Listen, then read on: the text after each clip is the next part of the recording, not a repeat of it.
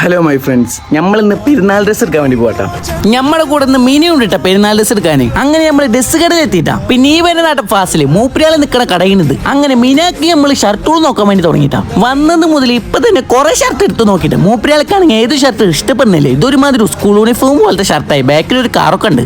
അങ്ങനെ കുറെ നേരത്തെ തപ്പലിന് ശേഷം നമ്മുടെ മീനാക്ക് അങ്ങനെ ഷർട്ട് ഇട്ടിട്ടാ. ബാക്കിൽ കാണാൻ BM-ന്റെ ചിത്രമൊക്കെ ഉണ്ട്. പെരുന്നാൾ മീനെ കത്തിച്ചു മക്കളഞ്ഞ്. ഇനി നമുക്ക് ചെക്കന് പാന്റ് നോക്കണോട്ടാ. അങ്ങനെ മൂപ്പരിയാൾക്ക് പാന്റ് എടുത്തുട്ടാ. മൂപ്പരിയാളെ പാന്റ് കൂടെ ഒരാൾ കാലും കൂടി കയറ്റാം. അങ്ങനെ ചെക്കൻ ഡ്രസ് എടുക്കൽ കഴിഞ്ഞോട്ടെ. ഞമ്മക്കുള്ള ഡ്രസ് പോയിട്ട് എടുക്കണോട്ടെ. ഇതിന് നേരെ ഇലുവക്കത്തി വേറെ കട ഉണ്ട്. അവിടെ പോയിട്ട് വേണമെങ്കിൽ നമുക്ക് ഡ്രസ് എടുക്കാൻ. കടയ്ക്ക് കയറുമ്പോ എന്നെ കണ്ട പാന്റാട്ടത്. ആരൊക്കെ എവിടെയെങ്കിലും പോയി വീണതാ ഉണ്ണു. അതിന് മുകളിൽ ചളി മണ്ണൊക്കെ ഉണ്ട്. ഇതൊക്കെ ഇട്ട് പെരുന്നാൾ നിസ്കരിക്കാൻ പോയി. ഉസ്താദ് ചോദിക്കും മണ്ണിൽ കിടന്ന് ഉരുണ്ടിട്ട് വന്നാന്ന് ചോദിക്കും. മൂപ്പരിയാളി ഞമ്മക്ക് എടുത്തുന്ന ഷർട്ടാടാ. നമ്മളെന്താ അർജുനീന്റെ കളിക്ക് പോയി. ഇതിലാണ് നീലുണ്ട്, വെള്ളുണ്ട്, അതുപോലെ തന്നെ ചെറിയൊരു സൂര്യനും ഉണ്ട്. അങ്ങനെ കുറച്ച് കഴിഞ്ഞപ്പോ നമ്മളെ വാളയാരും ടീം അങ്ങനെ ഷർട്ട് എടുക്കാൻ വേണ്ടി വന്നിട്ടാ. ഇതിന്റെ ഇടയിൽ കൂടെ നമ്മളൊരു ഷർട്ട് അങ്ങനെ ഇട്ടോക്കിയതാട്ടാ. പക്ഷെ നമുക്ക് ഇത് ഒരു മെനല്ല.